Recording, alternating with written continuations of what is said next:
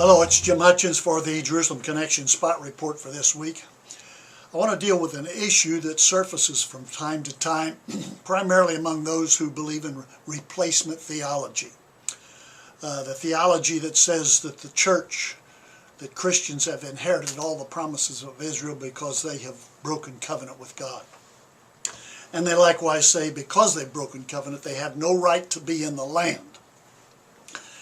Now, interestingly enough, God agrees with that.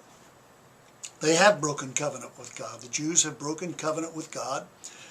Their actions, their behavior, the prophets are replete in saying that they have been kicked out of the land because of their behavior and their actions. Matter of fact, Ezekiel says this in Ezekiel 36, "Again the word of the Lord came to me, Son of man, when the people of Israel were living in their own land, they defiled it by the conduct and their actions. Their conduct was like a woman's monthly uncleanness in my sight. So I poured out my wrath on them because they had shed blood in the land and because they had defiled it with their idols. I dispersed them among the nations. They were scattered through the countries. I judged them according to their conduct and their actions.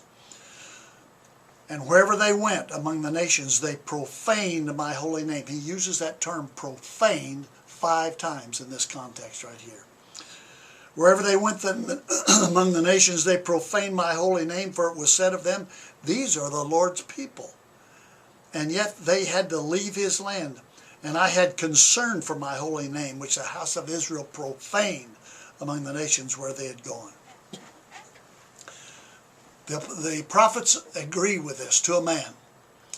And that's not all that's said about it. Listen to what else he says. "Therefore say to the house of Israel," this is what Adonai Yahweh says, "it is not for your sake, O house of Israel, that I'm going to do these things, but for the sake of my holy name, which you have profaned among the nations where you have gone. I will show the holiness of my great name, which has been profaned among the nations, the name you have profaned among them. And then the nations will know that I am Yahweh, declares Adonai Yahweh, when I show myself holy through you before their eyes." They've been kicked out of the land. And what God is going to do, he's going to do not because of the people, not because of their spiritual conditions. They have blasphemed the name. They have desecrated the name. They have profaned the high and holy name of Yahweh. But he's going to bring them back. Listen to what he says. "I will take you," verse 24, "I will take you out of the nations. I will gather you back from the countries and bring you back into your own land. I will sprinkle clean water on you, and you'll be clean. I will cleanse you from all your impurities, from all your idols. I will give you a new heart and put a new spirit in you. I will remove from you the heart of stone and give you a heart of flesh.